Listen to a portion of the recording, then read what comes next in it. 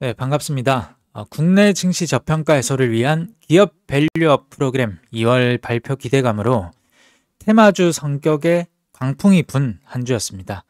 이번 주까지는 대다수의 저PBR 종목에 바람만 불면 테마성으로 수급이 유입이 되면서 상승 흐름을 보였다면 이제부터는 ROE가 높고 자사주 비율이 높으면서 현금 흐름이 좋고 주주 환원 가능 여력이 있는 이런 기업을 시장은 선택할 것으로 생각이 됩니다. 특히나 자동차, 은행 등의 저PBR 업종을 외국인들이 집중적으로 매수를 했는데 그 바톤을 다음 주까지 이어진다면 세력주 성격으로 움직이는 섹터는 단연 자동차 섹터입니다. 특히 기아가 그렇죠. 기아가 거래량이 일봉상 급증을 하면서 장대 양봉이 나왔고 주봉상 엄청난 시세가 현재 진행이 되고 있습니다. 그 중에서 현대차와 기아에 납품을 하는 자동차 부품주인 성우하이텍과 서현이화라는 종목이 있습니다. 이 두 종목을 설명드리기 쉽도록 제 공부방에 공유한 내용을 토대로 한번 설명을 드리겠습니다. 공부방은 계속 운영을 하고 있으니까 이슈 분석 또는 공부가 필요하신 분들은 고정 댓글을 통해서 저에게 문의를 주시면 될 것 같습니다. 물론 공부한 종목 중에서 상승을 하기도 하고 하락을 하기도 하기 때문에 무조건 상승하는 종목만 보고 그렇게 오실 거면 안 오시면 좋겠습니다. 일단 1월 30일에 공유를 드린 내용이고 저 PBR 관련주가 금융, 백화점, 유통, 게임, 자동차 등등 산업군별로 순환매가 돌 가능성을 생각해 본다면 기아 쪽으로 매출처를 두고 있는 저평가 탑으로 성우하이텍과 서현이화를 보고 있다는 내용이고 2월 2일 금요일에 성우하이텍의 전략 관점을 말씀드립니다. 역시 현대차와 기아를 주요 매출처로 두고 있는 성우하이텍에 관심이 필요하고 전일 시세가 나왔지만 고점 대비 저점 구간에서의 대량 거래가 발생했기 때문에 핵심은 기아 조정 시에 성우하이텍 조정이 동반된다면 모아가는 전략으로 유효하다는 생각 변함이 없습니다. 현재도 이 생각은 동일하고 성우하이텍의 차트로 돌아와서 일봉 차트입니다. 거래량이 발생을 했고 다음날 더 큰 거래량이 터집니다. 근데 기아도 보면 거래량이 어마어마하게 터지죠. 보통은 거래량이 이렇게 터지면서 장대 양봉이 나오면 정말 좋습니다. 좋은데 거래가 터졌다는 것은 어느 정도의 에너지 소강 이런 것도 예상을 해볼 수 있습니다. 물론 갭 상승이 나와서 바로 치고 갈 수도 있지만 확률상 조금 조정의 그런 눌림을 우리는 생각해 보자라는 것이고 눌림이 이렇게 기아가 눌림이 나오게 된다면 성우하이텍이나 서현이화 둘 다 자연스러운 자동차 업종에 동반 눌림이 나올 건데 그런 구간에서의 좋은 시나리오는 이런 장대 양봉 거래량이 급증한 장대 양봉의 종가와 241선 부근이 겹칩니다.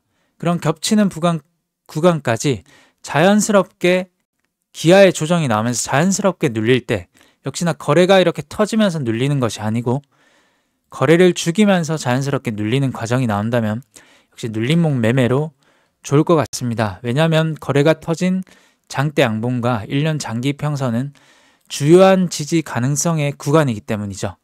그 다음에 서현이화도 마찬가지입니다.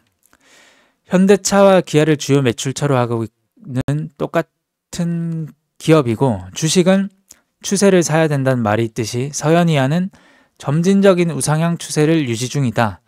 추세 지지를 확인하고 천천히 매매, 단 이탈 시 손절매가 필요한 그런 관점으로 공유를 드렸는데 그런 구간은 저점과 저점을 이렇게 연결하고 고점과 고점을 이렇게 연결을 해봤을 때 상승 추세 이런 밴드가 만들어집니다. 저점에서 지지가 되고 고점에서 저항을 받는 지지가 되고 저항을 받고 지지가 되고 저항을 받으러 가고 있죠. 그렇기 때문에 역시 지지에서 우리가 테스트를 지지 나오는 구간을 확인을 하고 매수를 하자면 좋겠다 이런 관점이었는데 바로 이렇게 상승이 나와버리죠.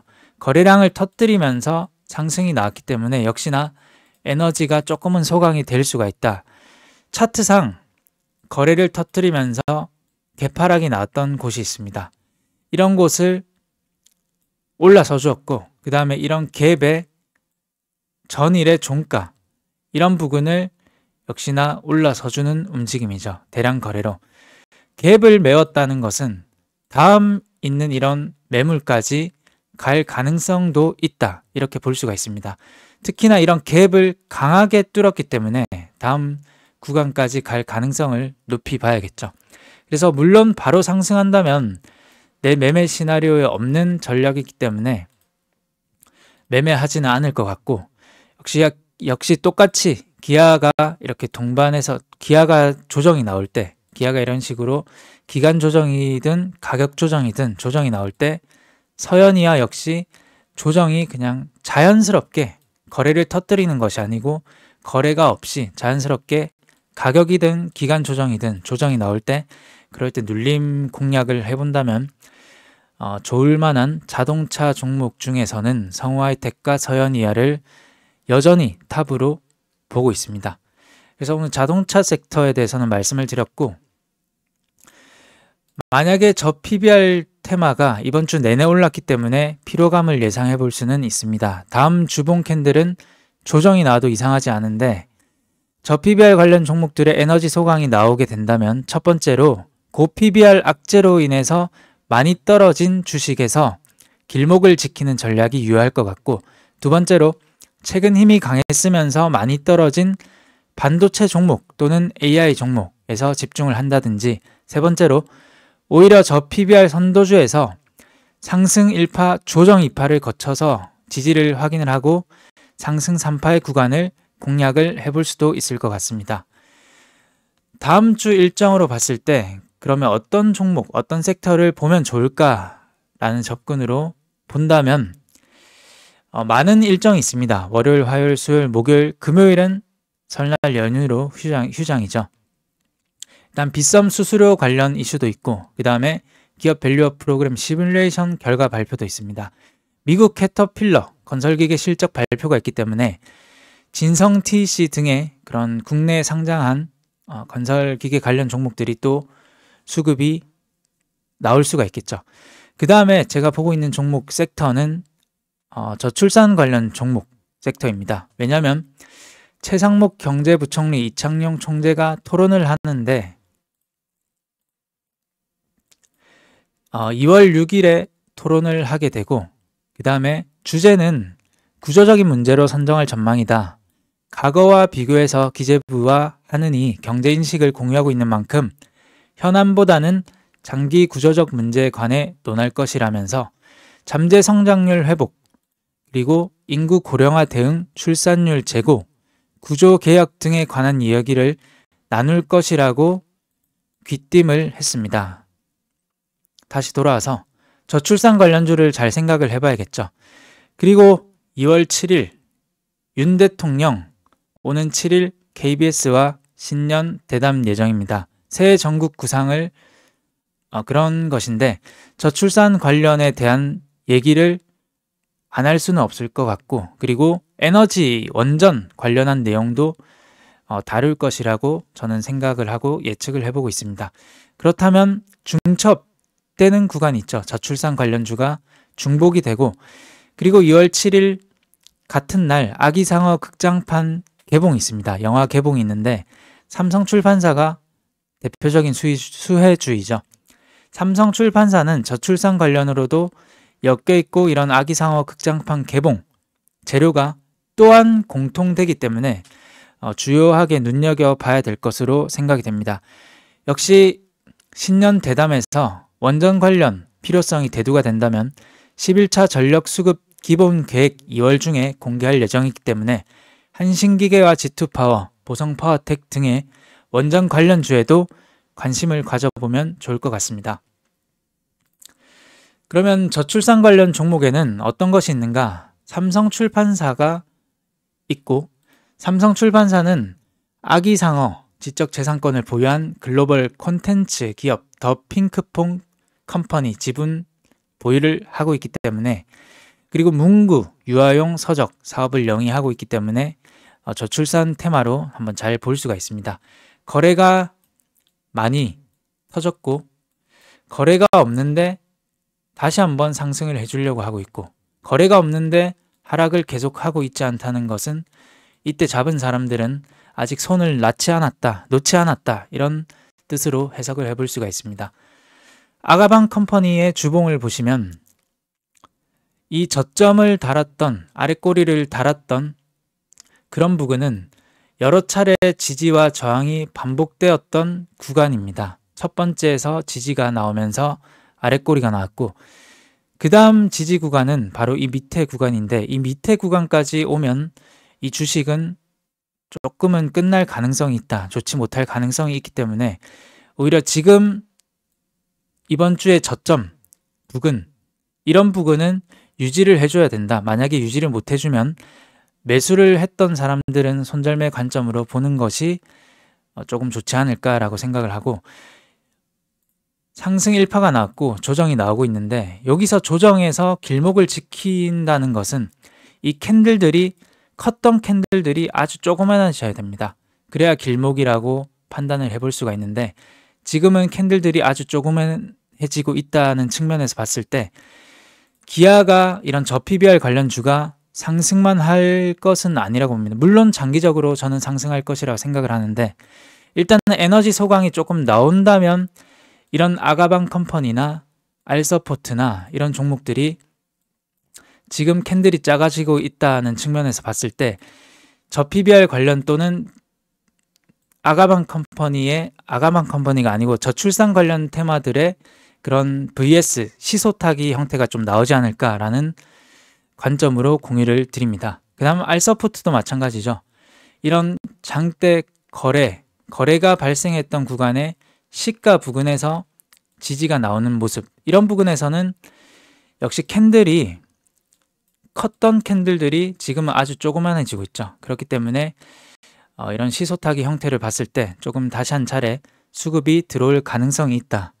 알서포트는 원격 지원 및 솔루션 기업으로 최근에 재택근무 관련해서 활성화 기대감으로 이런 시세가 나온 종목임을 말씀을 드립니다.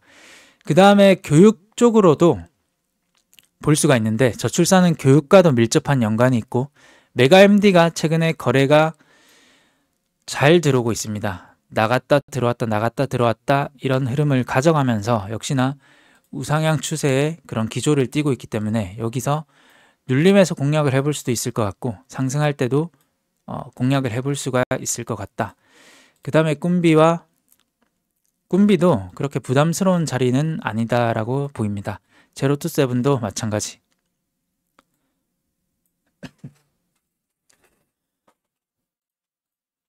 그 다음에 저 PBR 관련해서 이 외국인과 연기금 그리고 자사주가 높은 종목들이 몇 개가 있는데, 한국가스공사는 이 PBR이 거의 0.2밖에 안 됩니다. 그래서 한국가스공사는 지금 PBR이 아주 낮은데 거래가 이제 붙고 있기 때문에 조금 눈여겨봐야 될 종목 같고, 그 다음에 강동제약도 PBR이 낮고 자사주 지분이 높고, 그런데 뭔가 조금은 가볍지만 끼가 있어 보이고, 그래서 일단 한번 말씀을 드립니다. LS도 마찬가지로 외국인들의 수급과 기관의 수급이 계속 붙고 있다. 그 다음에 원전, 아까 전에 말씀드렸던 11차 전력 수급 기본 계획 2월 중 공개할 예정이기 때문에 이 한신기계 조금 의심이 되죠. 지금 거래가 계속 붙고 있고 추세를, 저점을 계속 올리면서 우상향, 1월 증시가 좋지 못해서 계속 이렇게 대다수의 종목들이 내려가는 하락을 펼쳤는데 지금 우상향을 하고 있다.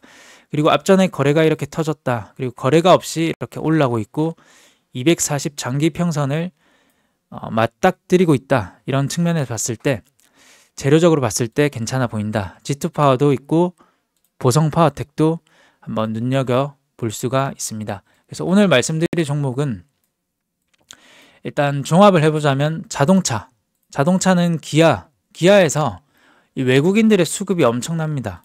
엄청난데 이 외국인들이 한 번에 다 이탈되지 않는 한, 그리고 조정이 살짝 나와준다면, 잘 나와준다면 성우아익 덱과 서현 이하도 쉬어갈 테고, 그런 쉬어가는 흐름, 어떤 조정이 나오는지에 따라서 성우아익 덱도 쉬어가는 흐름에서 분할로 매수를 하면 충분히 다시 한번 이런 N자형 파동을 그릴 가능성이 있다. 그 다음에 저출산 관련 그런 재료들이 공통되는 부분이 상당히 많다라고 다음 주는 생각이 됩니다. 그래서 저출산 관련 테마 종목 중에서는 삼성출판사가 아기상어 영화도 개봉을 하고 있기 때문에 이 거래량을 봐서는 한 차례 시세가 나올 가능성도 있다. 아가방 컴퍼니도 캔들이 작아지고 있고 주봉상에 그런 지지를 받는 구간에 있기 때문에 다음 주는 한번 볼만하고, 알서포트도 거래가 터졌던 시가 부근은 지켜줄 가능성이 있다. 그 다음에 메가MD는 교육적으로 교육 정책이 어떻게 나오느냐에 따라서 이 거래량이 동반이 되었으니까 지켜보자. 그 다음에 저 PBR 관련해서 한국가스공사가 연기금과 외국인의 수급이 아주 우수하고 PBR이 상당히 낮다. 그 다음에 강동제약도 수급은 그렇게 볼만한 것은 없지만 가벼운 종목이다. LS도 마찬가지. 그 다음에 한신기계가 조금은 의심스러운 움직임을 띠고 있다. 이 정도로 종합을 해보겠습니다. 오늘 시소에 대해서 말씀을 드렸는데, 이 시소는 한 사람은 내려와야 되고 한 사람은 중간에서 또 올라가야 되는 구조입니다. 이것도 건드리고 저것도 건드리면 엇박자가 나올 가능성이 높기 때문에 전략이 없는 가는 종목은 그냥 보내주면 되는 것이고, 나는 항상 낮게, 저점에서 낮게 매수한다는 생각으로 분할로 내동매매 없이 차분한 대응 또 다음 주도 이어나가셨으면 좋겠습니다. 감사합니다.